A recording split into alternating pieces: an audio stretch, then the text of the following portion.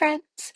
Uh, I'm just going to give it a minute to kind of catch up because YouTube has a little bit of a delay sometimes, and I just want to make sure that I can be heard and that all of the technology is doing what I want it to do.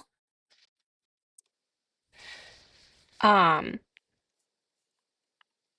Everything looks good. I've got the go ahead from Kathleen, so hopefully that means technology is cooperating with me. Sometimes it doesn't like to do that. Well, hello. If you are joining today, I'm so happy to see you. I'm Emily Midgett. I have worked with Pinkfresh for a long time, and I was asked to kind of help introduce and kind of give some pointers on their brand new line of watercolors, which have been long awaited. Um, they were supposed to release a couple of years ago, and then there were some issues with the formulations, and so they had to delay that. And then with all of the all of the worldwide shipping and production drama, it has taken a while for them to actually be able to come to market. So we now have them. They are available. I don't know if they're available for purchase or pre-order, but they are going to be shipping soon. And they are a gorgeous line of 36 colors that match, they're liquid watercolors that match the ink colors in the Pinkfresh ink lineup. And so I am going to be talking a little bit about kind of some of the properties of the liquid watercolors, some of the do's and don'ts, giving a very basic overview of the different techniques that you can use with the liquid watercolors today. I actually am going to be going live 3 more times over the next few weeks to show you how to use them with actual projects. But today we're just focusing on kind of an introduction, just a little bit of kind of showing you how they work with the new Pinkfresh Studio watercolor paper, which is also available. Um, and just kind of answering any questions you might have, and then we'll dive a little bit deeper into the techniques with each subsequent live. Um, so let me technology. Let me just switch my camera. Hopefully, everybody who wants to be here is here. And if not, I will kind of try to keep vamping a little bit until other people join. But let me just switch my camera and make sure that all of the um, technology is cooperating with me. So give me 1 second. Okay, can you hear me? I have switched. Let me get my iPad set up with.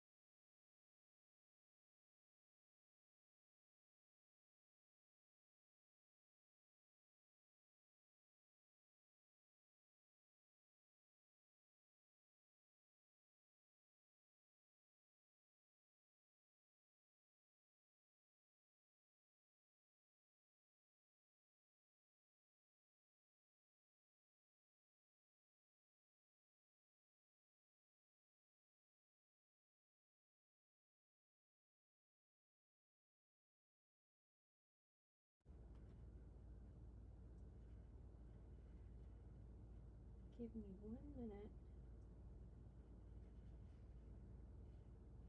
Okay, it says my AirPods are connected, so hopefully, can you see me and hear me now?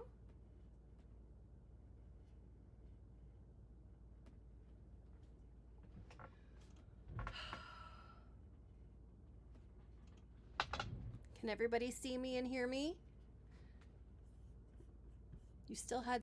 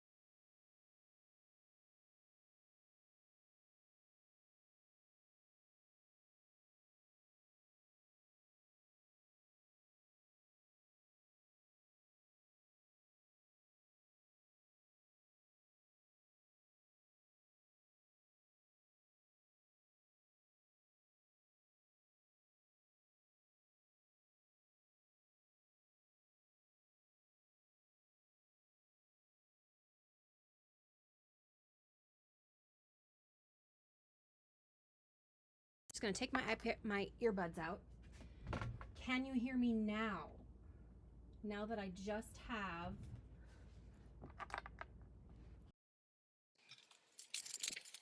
here's my earbuds. One moon.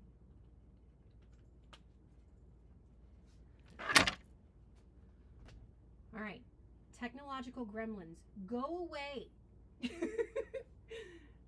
Can you hear me?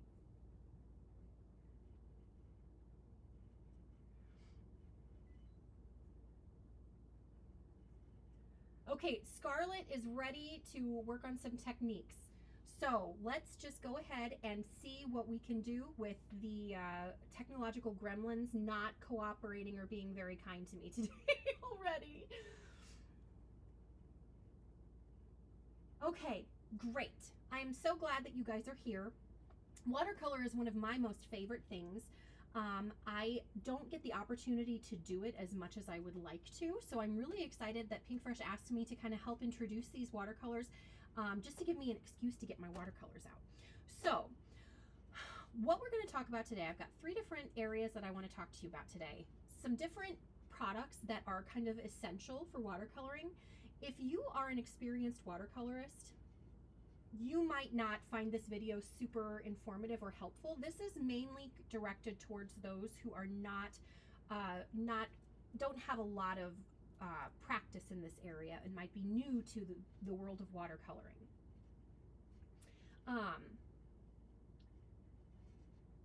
Okay, making sure that all of my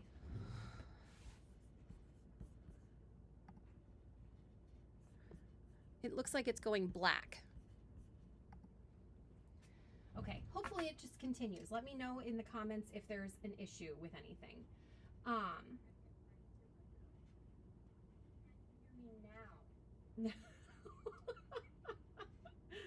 Ay, ay, ay. Does collecting watercolor paints and not using them count as experienced? I have so many things that I've collected and not used. Mainly sewing supplies and acrylic paints, because I have daydreams about making acrylic painted ornaments and things. Okay, so if you are an experienced watercolorist, this may not be the most interesting video that you have ever watched, the most interesting live that you've ever watched. I'm just going to try to go over some basics, some things, some products that you might need, some differences between the liquid watercolors and the reinkers, because they are not the same. Some different techniques, some very basic techniques that we will use in upcoming classes, and do some swatching. So you can see each of these come in, they come in 3 different colorways. So we have the classics, we have the pastels, and we have the jewel tones. So you can, it depends on your own personal preference, what kind of colors you really like to use, what color of, do you like cool colors? Do you like more of a soft look? Julie, I'll try to talk a little bit louder. My earbuds are not cooperating today. Okay. I need to stop looking at the chat. I'm losing my train of thought here. Okay, so we've got 3 different colorways. You can use, you can use these interchangeably. They all work beautifully together. They all work beautifully separately. The nice thing about these is that they work beautifully with the Pinkfresh ink colors that you already have. So say you're working with, you're creating a blended background and you want to add a watercolored flower to the front of it. You know that those colors will match perfectly to your projects. You know that you will have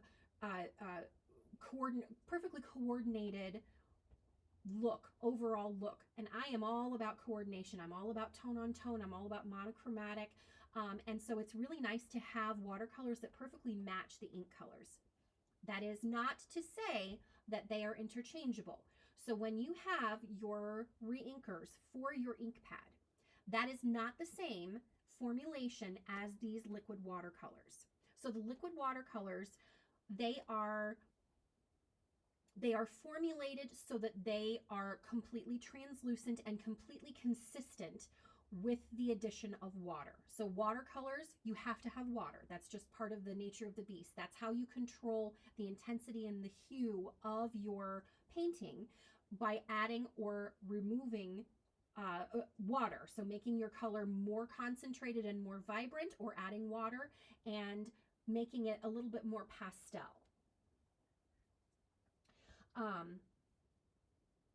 Okay, Julie, I'm sorry, I'm doing my best here. If you maybe if you turn up your volume a little bit, I don't know. I'm sorry.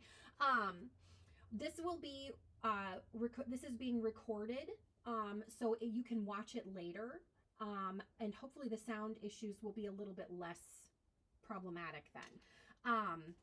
Kathleen and I did a dry run yesterday and everything was fine, and I forgot about trying out my iPads or my earbuds. So I'm so sorry about that. I hope I'm trying to talk more loudly and closer to the microphone. Okay, so when you look at your watercolor, your liquid watercolor bottle, it looks exactly like your reinker bottle, okay? But they are not the same. The reinkers are not formulated so that they mix with water.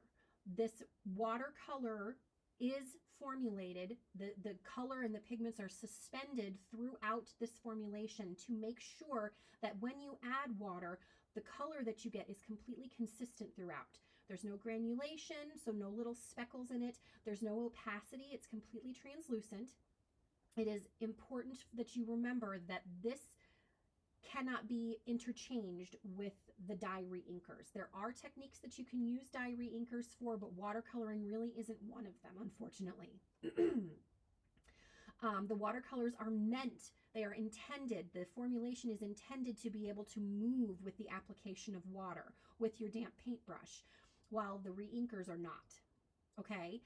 The liquid watercolors, you can layer them cleanly. You can layer multiple layers of color nice and clean without creating any kind of muddy undertones, because the formulations are completely different. So I just want to make sure that it's crystal clear that this is not the same as the dye reinkers, because I know that that's been a question in the past when I've worked with other liquid watercolors, and it's just not quite the same. So we have 3 nice colorways. We've got 3 different options, or you can get all 3 options and have yourself a lovely array of colors. So now I want to try to talk a little bit about some items that you might, that are kind of important, and then some optional tools that you might find useful for your watercoloring. Okay, so obviously we have the liquid watercolors. Then we come to brushes. You have to have a watercolor brush. In order to be able to do watercoloring, a watercolor brush is essential. There are different kinds of brushes. If you've ever browsed at your local art store, if you've ever browsed the different kinds of brushes that they have, there are different, basically what is the word I'm looking for? The bristles on the brushes, they can be made of different materials. Some of them are made of animal hair, which is not my favorite thing, to be honest with you. Some of them are synthetic. Also, brushes are an extremely personal preference. Your preference for what kind of brush, how quickly the water releases in your brush, from your brush onto your paper, that is a very personal preference, and something that you can only make a full-on decision with when you've used them a little bit. I have quite the collection of brushes. Going back to that idea of the collection, we collect all of these supplies. I have a collection of brushes, trying to make sure that I have the ones that I like. And the ones that I prefer are the silver black velvet brushes.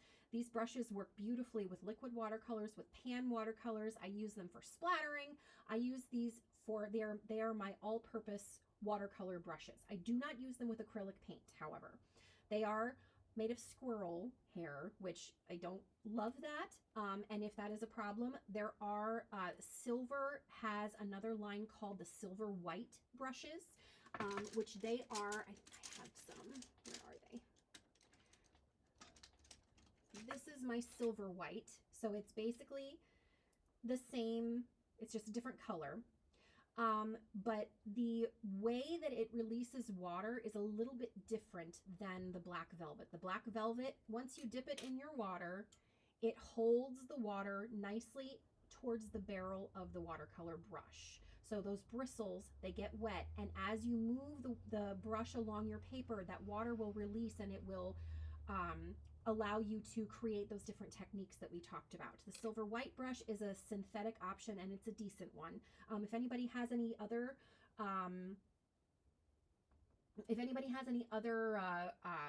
suggestions for synthetic brushes, if you've worked with them before, please don't hesitate to leave them in the comments. I'm just making sure that I'm not missing any questions.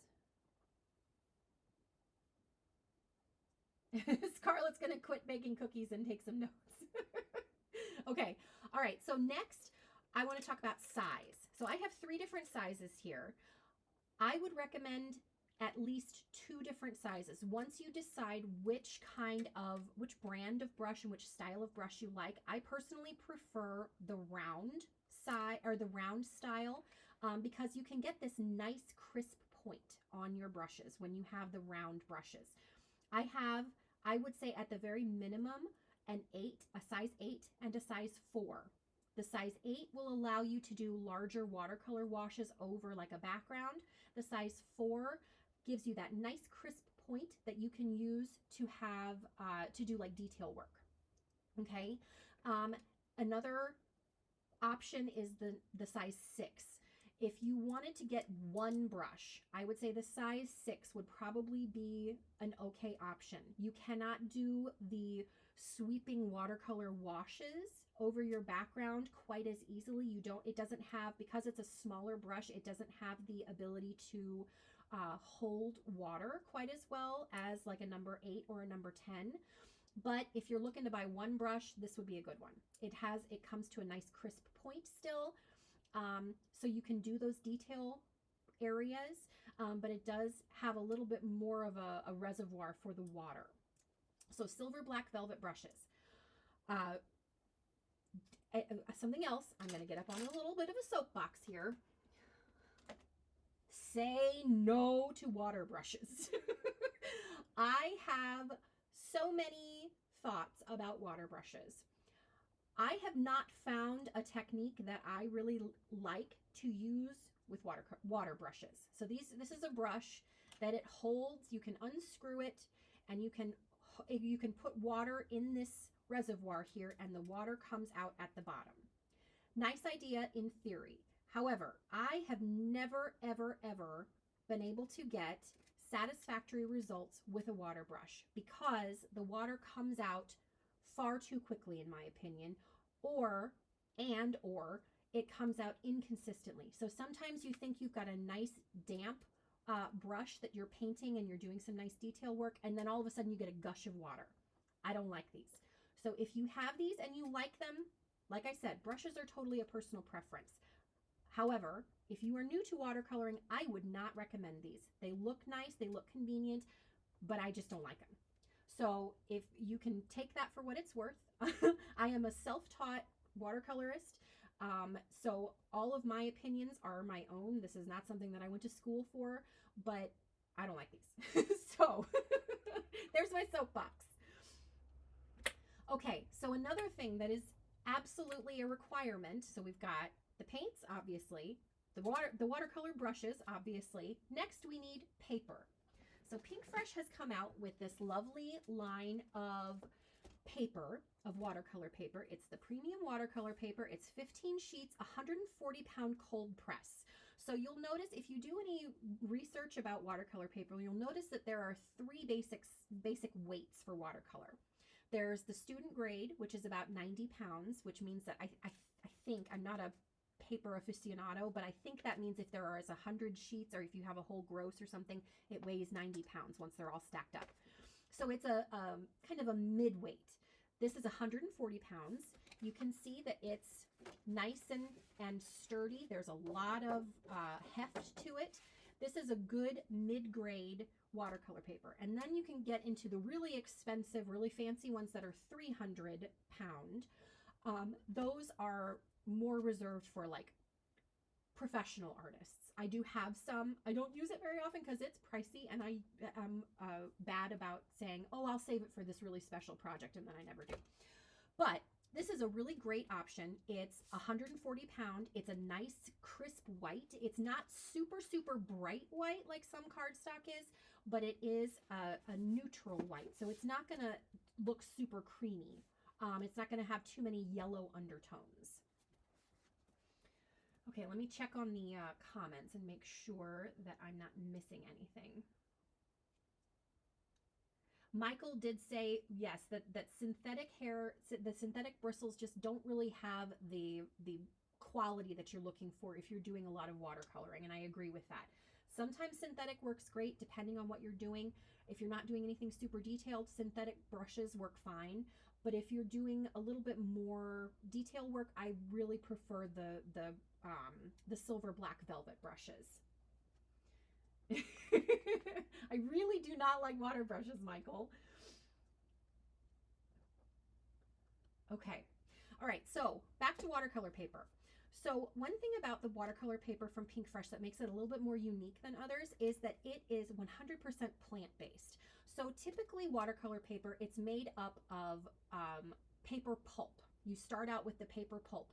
And then in order to create that watercolor consistency where it can absorb lots of water, where it can absorb lots of liquid, where it can accept the color nicely without causing issues with pooling or too much blooming, they add a filler that typically with a lot of different watercolor paper brands, it is made from gelatin, I'm sorry, gelatin, and that is an animal byproduct.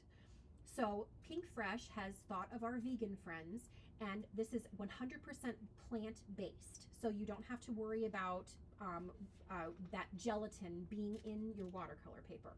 Something else that I wanted to discuss, just a quick overview of your watercolor paper. I don't know how well you all will be able to see the texture on this paper, but this is cold pressed paper, meaning that it's got a little bit of a texture to it.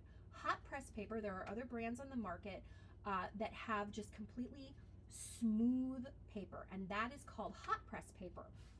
And that is great. I use hot press paper for certain techniques and certain watercolor brands that I already own. Overwhelmingly, I prefer cold press paper. I feel like the texture on the cold press paper helps the watercolor move beautifully. I feel like it accepts the moisture from the water a little bit better, a little bit more consistently without tons and tons of warping, which that's something that we'll discuss in a little bit. I just wanted to kind of address the differences between hot versus cold press watercolor paper. Another thing to remember about watercolor paper, this is why it's a necessity. This paper is designed to accept and hold liquid. If you tried to watercolor on regular paper crafting cardstock, you would run the risk of your cardstock starting to disintegrate. The more you move the color around and the moisture around on the just regular cardstock, that paper will start to disintegrate. It will start to pill. It will warp terribly. I do not recommend watercoloring on anything other than watercolor paper. There are some brands that have kind of like multi-purpose paper for like mixed media and things. If you're just going to be doing watercoloring, I would stick with just plain watercolor paper rather than those kind of catch-all papers. I don't love the quality. I don't love the way the watercolors move on those catch-all papers. This watercolor paper is really nice, and it works beautifully with the Pinkfresh watercolors. Let me make sure I'm not missing any questions here. Thank you, Scarlett. I am completely self-taught, and so sometimes I get really nervous talking about like the specifics of like the chemical makeup and all of that and how the papers are made and everything, because I just kind of use what works for me. So having to actually teach other people who might know more than I do is always a little bit daunting for me, since I am self-taught.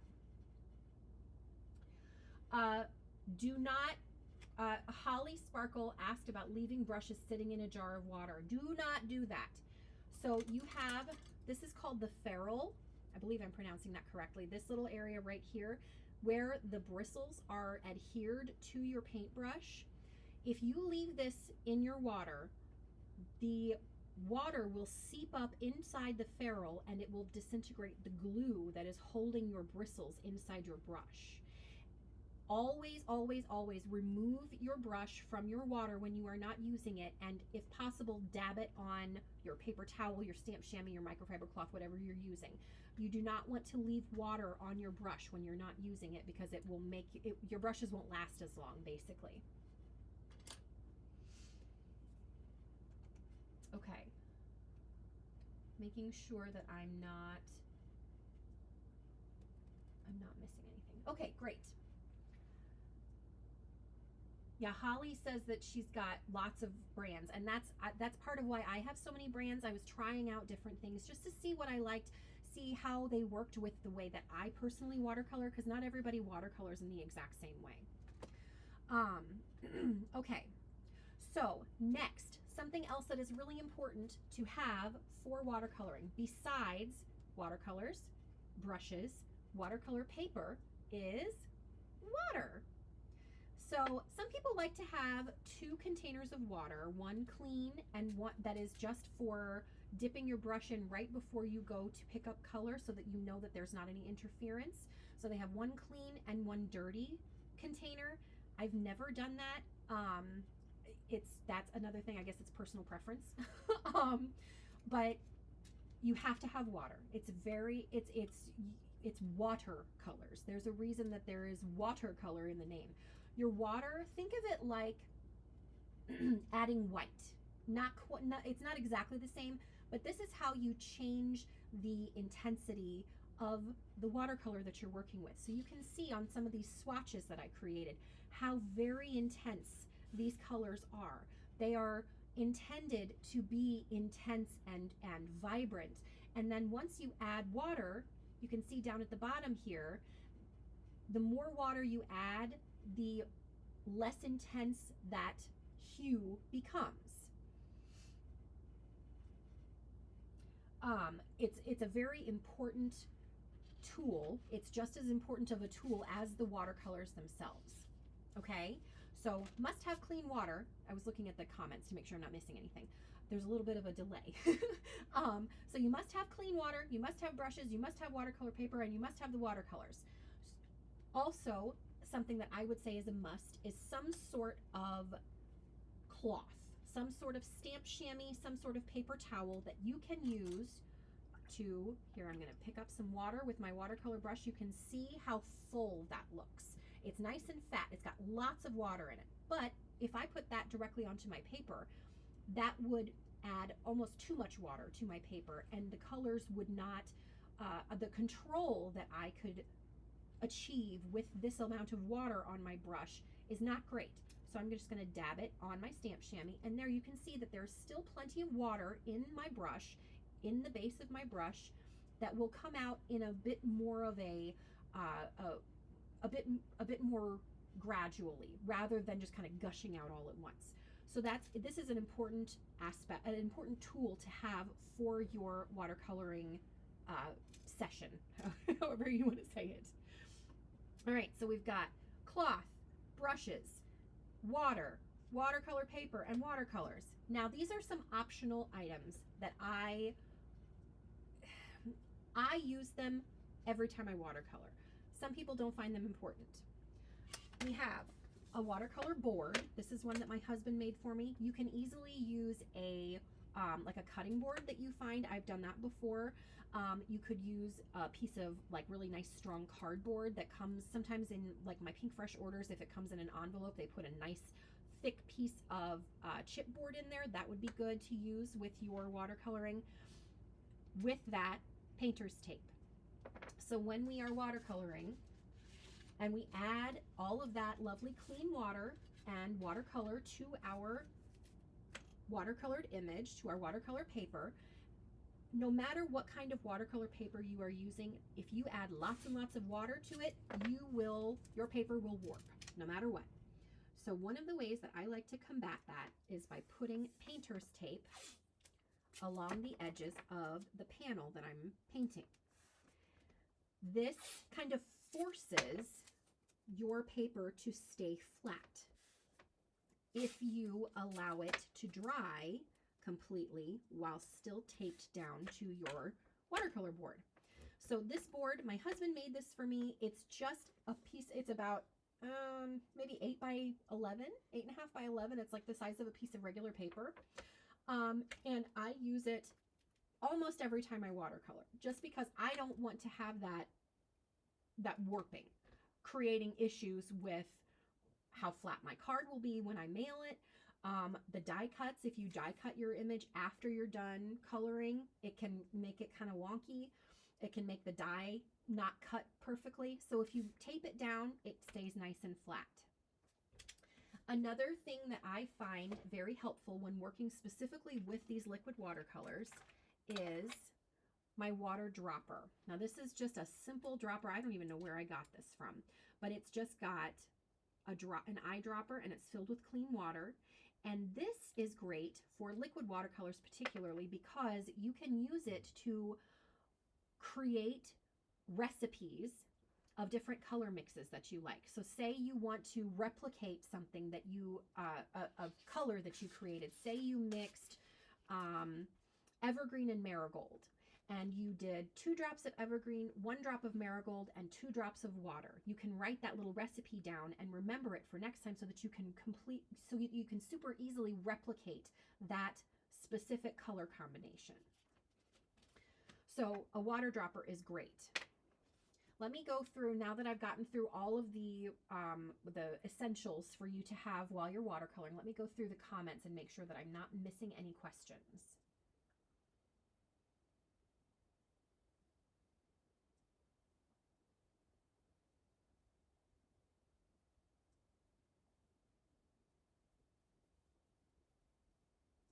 Okay.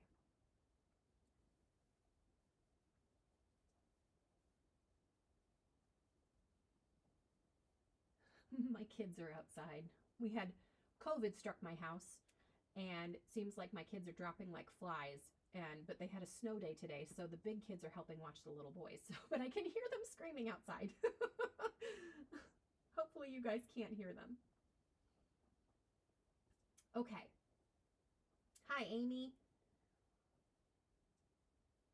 All right.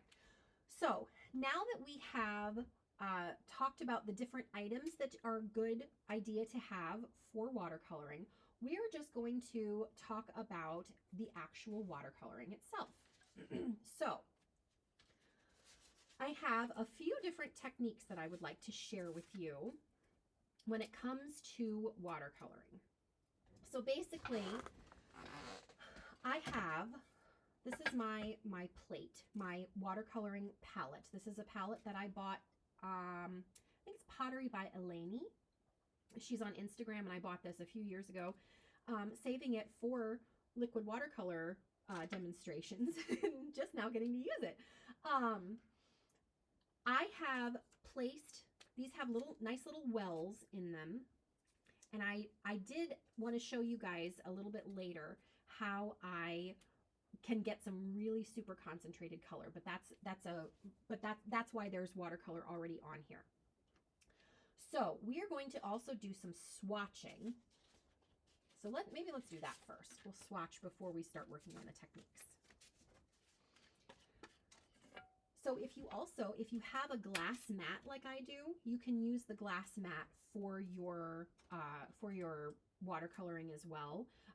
It's not quite as contained, because sometimes, like, if my floor kind of is at a little bit of an angle, and so sometimes it rolls a little bit, and so if you're wearing nice clothes, I wouldn't recommend that. But you can get inexpensive plastic palettes at the dollar store. You can get just a plain plastic plate, which is something that I travel with. It's like a plate that has a high lip on it, so I don't have to worry about the paint coming off of the edges. There's lots of different things that you can use for, you can get a paint or just a, you know, a loaner plate at the thrift store if you enjoy thrifting. So lots of different options for palettes for your watercolors. I do recommend something that has a little bit of a well. Since these are liquid watercolors, they will kind of go all over the place. But so now I'm just going to demonstrate how I do my swatching. So you can see I cut my 9 by 12 inch paper, watercolor paper, in 3. So these are each 4 inches. No. Yes, they're 4 inches wide, or 4 inches tall, and then the 12 inches wide. And then I used a Sharpie and my T-square to divide them up into 12 different sections, and I labeled each of the sections with the color that we're going to be showing. One thing about liquid watercolors is that no liquid watercolor is going to be 100% light fast. So try to keep your colors out of direct sunlight. Try to keep your watercolor pieces out of direct sunlight. Since we're making cards that typically are not kept for years and years and years and years, that's not a huge issue. But so I'm going to show you how I swatch these 2 colors. So I'm just going to take out, this is my bubble gum from the Classics, and make sure that you shake your watercolor before using it. And I'm just going to dab some onto my glass mat here. And then I have, this is my number 6 brush. I'm getting it wet. I don't want it to be completely saturated. I want it to be fairly dry, but it still needs to be a little bit damp in order to work really well, which is where the cloth comes in. So my brush is pretty dry. It's not dripping. It's not really shiny. So it's fairly dry, but it still is a little bit damp. So I can use the water to move the color around. So we're just going to, this is completely concentrated color. I have not added any water to this. And I'm just adding it to in a straight line beneath my bubblegum label. And now I'm cleaning my brush, dabbing it on my stamp chamois, or microfiber cloth, I'm sorry. Sometimes I use a chamois and sometimes I use a microfiber cloth. And I'm keeping the tip of the paintbrush pointed away from me, and I'm just kind of pulling that color out. And you can see how it kind of smooths out into an ombre-like fade. And the more color you add, the more undiluted color that you add, the more concentrated that will be. Now, something also to keep in mind with watercolors, they will dry a little bit lighter than when you put them down. That's just the nature of the beast. As the water evaporates, the color will get a little bit lighter. But that's one of the great things about using the watercolors, because they are formulated so that you can go back and add another layer without worrying about the consistency being different. It is designed to behave in the same way every single time you use it. So you can see that I'm kind of just moving the color around to get a nice smooth fade and give me an approximate idea of what the super dark concentrated color would look like on a project versus if I add water to it. So just gives you an idea of your the gradation of color that you can achieve. So I'm going to show you again with Candy Apple, shaking my watercolor up a little bit again. This is the Classics set. Cleaning my brush, making sure that it's nice and dry. Pick up that color, and then I'm going to lay it down completely undiluted. Clean my brush again. Dab off some of that excess water so that it's damp but not super saturated.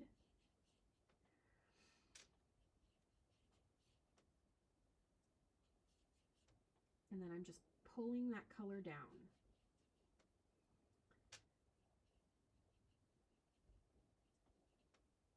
And you can see how that color moves beautifully on the watercolor paper.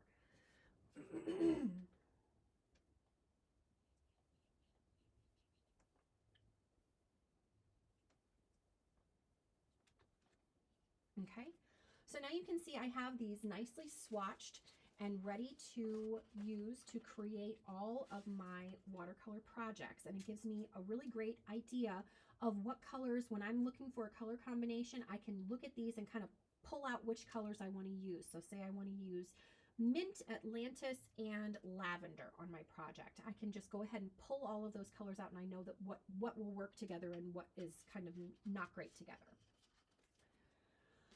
Okay, so now, does anybody have any questions? Am I tapping on them for splattering? Holly, I'm not sure what you mean.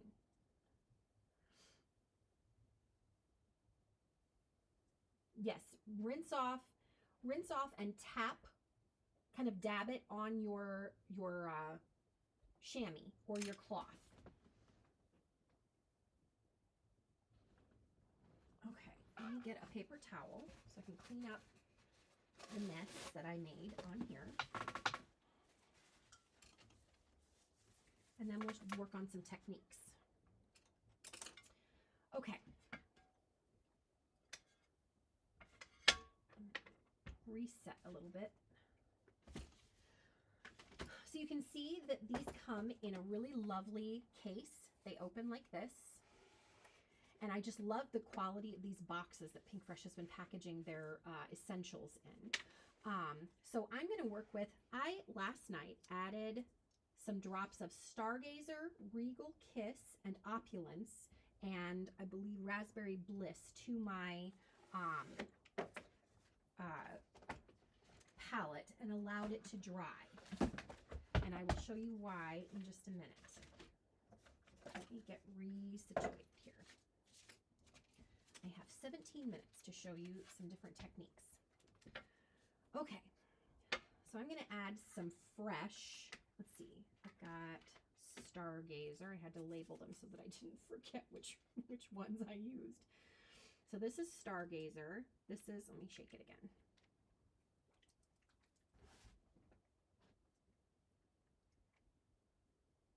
The volume is super low because I had issues with my earbuds. Maybe I'll try them again and see if I can get them to connect.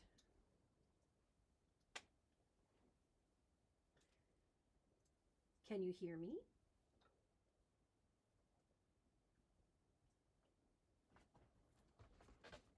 It's still hard to hear. I tried my earbuds again. Let's see if they will work this time. Stargazer, Regal Kiss,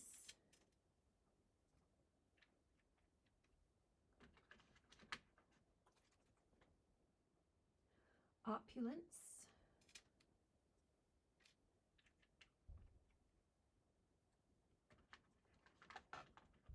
and Raspberry Bliss. So I just wanted to show you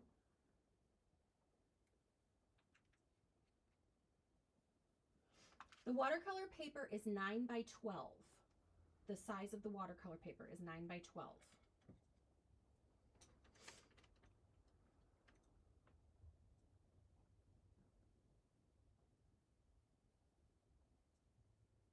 Okay, can everybody hear me?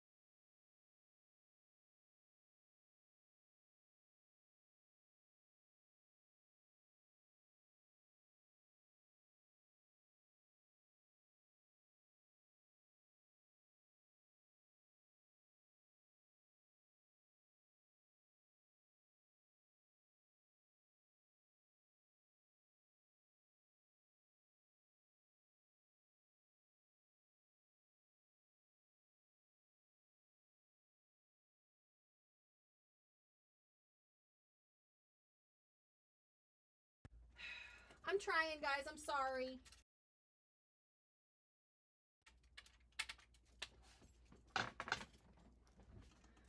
Okay.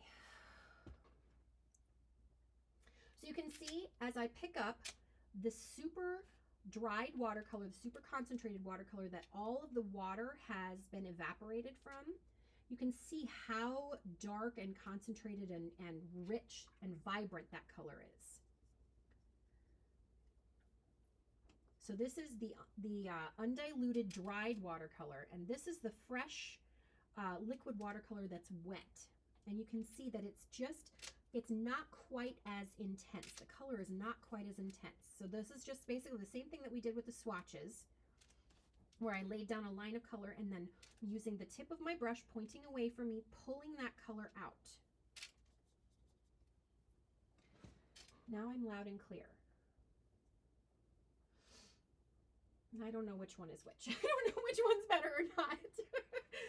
Okay, so this is just to demonstrate that if you want to achieve super, super crazy depth on your watercoloring, another way that you can add another level of intensity to your watercolor is to leave it out overnight. Leave some on, have a dedicated palette like I have here. Have a dedicated palette that is specifically for your Pinkfresh liquid watercolors. Drop some color in and allow it to dry overnight and come back the next day, and you can see the difference that this one is super, super intense, that these colors are super intense. All right, so let's do it with Raspberry Bliss just to be thorough. So we've got the Raspberry Bliss. My paintbrush is not super wet. I don't have a ton of additional water on there, and I'm using that to pick up the color.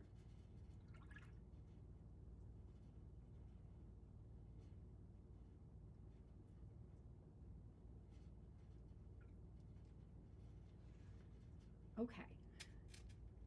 And then here's the fresh, wet watercolor.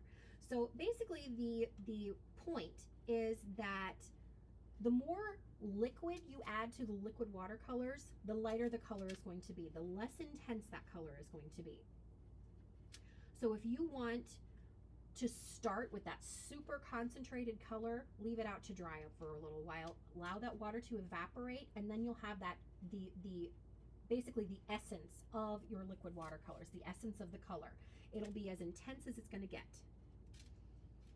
Now there I did not add enough water, and so it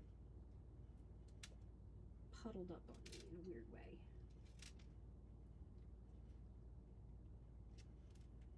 Okay, so now let's do some basic techniques. So wet on dry. Basically what I just showed you.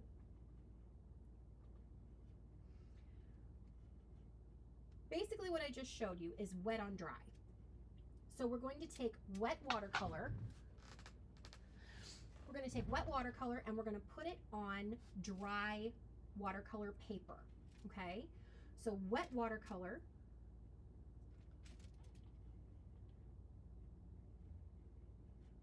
This is very, very concentrated. It's not the super concentrated dry watercolor that I just showed you. This is just, if you want to do basic coloring, wet on dry, this is how you do it. You clean your brush, kind of dab off any extra water, pick up your liquid watercolors, and just kind of doodle with it. Obviously, we will most likely be using stamped images, but this is what it looks like when you do wet watercolor onto dry watercolor paper. So you're going to get basically just flat watercoloring. No attempts at shading or shadows, just flat color. So now we're going to add a little bit of water to this is Regal Kiss. It's a beautiful plummy purple. And you can see we're adding water, clean water to this and diluting that color down. And we're going to do something called glazing, where we lay down diluted color. So you can see that it's just a very faint approximation of the same color of that Regal Kiss that we used above. Get it nice and smooth and allow it to dry. I'm going to hit it with my heat gun quickly, just for the purposes of this technique.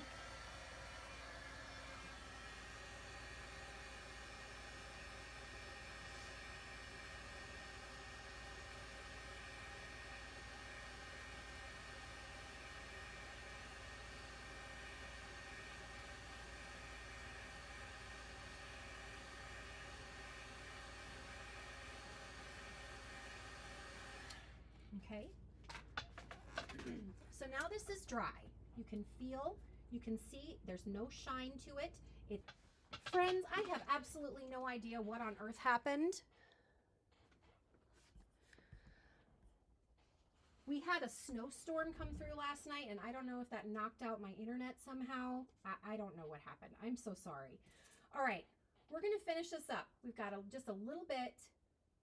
One more thing that I wanted to talk about today was wet on wet concept. So this is where having 2 containers of water would probably be advisable. But it's, I'm sorry, I keep losing everybody.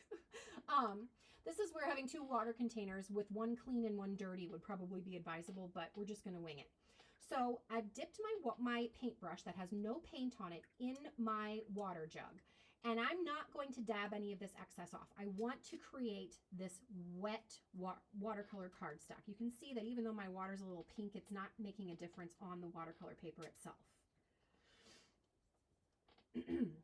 So I'm just loading that up with watercolor, or with clean water, sorry, clean water, and allowing that to kind of soak in a little bit. And now I'm going to grab some Opulence, or Stargazer. This is Stargazer. And I'm just going to dab that onto my wet watercolor paper. And you can see how the watercolor spreads. That's called a bloom. And blooming is one of the most unique aspects of watercoloring itself. I think that's one of my favorite ways to kind of just, it makes it obvious that this is a watercolor piece when you have these lovely, the watercolor moves on its own, and you can see that it kind of, it went where it wanted to go. It creates really unique look. And I do it a lot for backgrounds. That's my favorite way to use it. You also can create kind of almost a tie-dye effect by adding in multiple colors on your wet on wet background.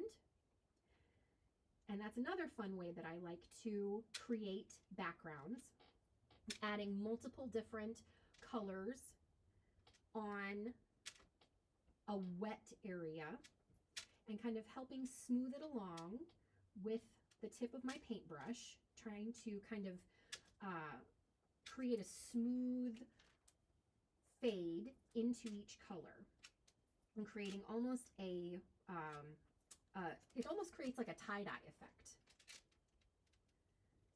And you can just see all of the different layers of color, and it just is such a neat effect, in my opinion. And you can see that it stops where that damp watercolor paper has stopped. So you can see how the water that I laid down initially, it stopped right there. And the watercolor did not spread beyond that damp watercolor paper. So now this is charging. I'm going to show the charging technique next. This is a kind of a piggyback onto the wet on wet technique. So we're going to get that paper damp again. We're going to add some watercolor here and allow it to bloom on our damp watercolor paper. And then I want to intensify, let's say this was a petal that was right in the center. Here was the center of our flower, and this is a petal. and I want to intensify towards the center of my petal, towards the center of the flower, to make sure that my flower has a gradation of color, that it's intense towards the center and lighter towards the edge of the petal. So I'm going to add a little bit of Stargazer right here. And because this area is still damp, the color is going to bloom, the new color is going to bloom into the old color and create a lovely gradation and segue from one color to the next. So we've got this deep, dark, kind of bluish purple here, and then it is going to spread into that regal kiss. It's called charging. Basically, you're charging up the color and taking advantage of the wet on wet properties, the ability of the watercolors to move towards dampness. Okay?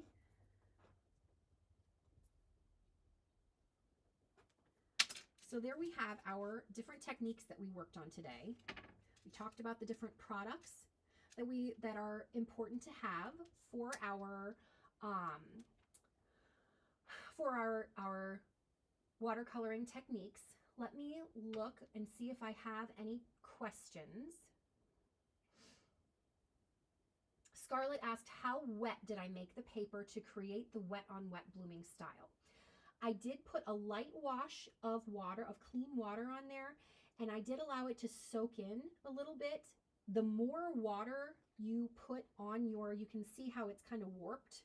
The more water you put on your watercolor paper, the more saturated it is, the more the color will bloom. If you want just a gentle bloom, don't put as much, don't truly saturate it so that it's sopping wet. Just a light wash is all you need. And the formulation of the watercolor paper allows that color to kind of sit on top a little bit so that you can maneuver it around a bit. Let me make sure that I'm not missing any other comments. Oh good, there's more people back. Everybody left when my internet decided to be silly.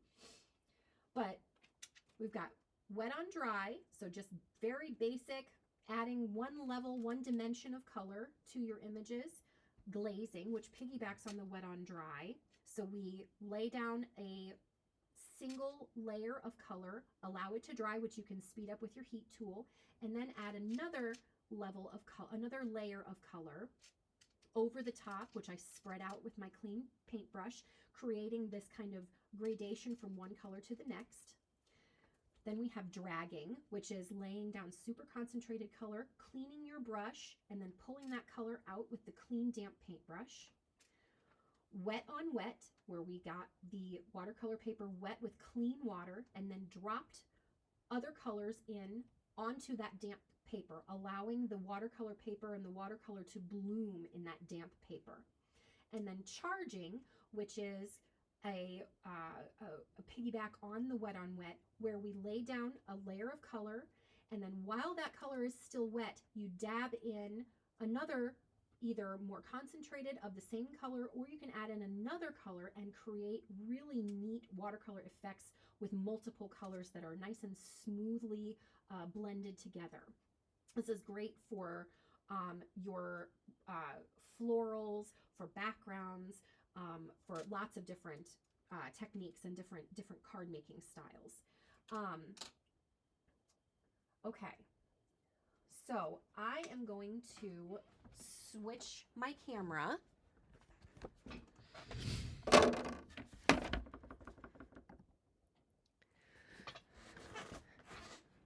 Okay, I have switched my camera. I'm just making sure that I don't miss any questions. I'm sorry that it was kind of a technological mess. It seems like I just cannot get the technology figured out. Hopefully next time my internet won't decide to play games. But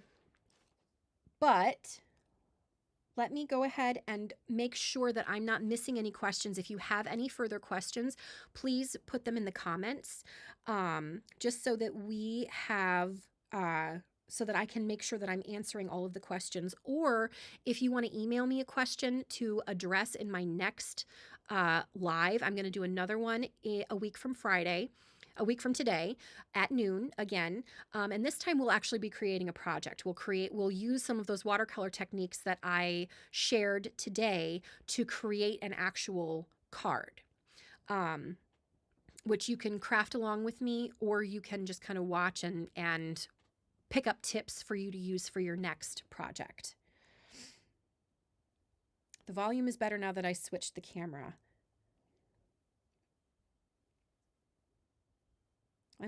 I'm very glad that people enjoyed it, even though it was disjointed. I'm so sorry. Dang technology.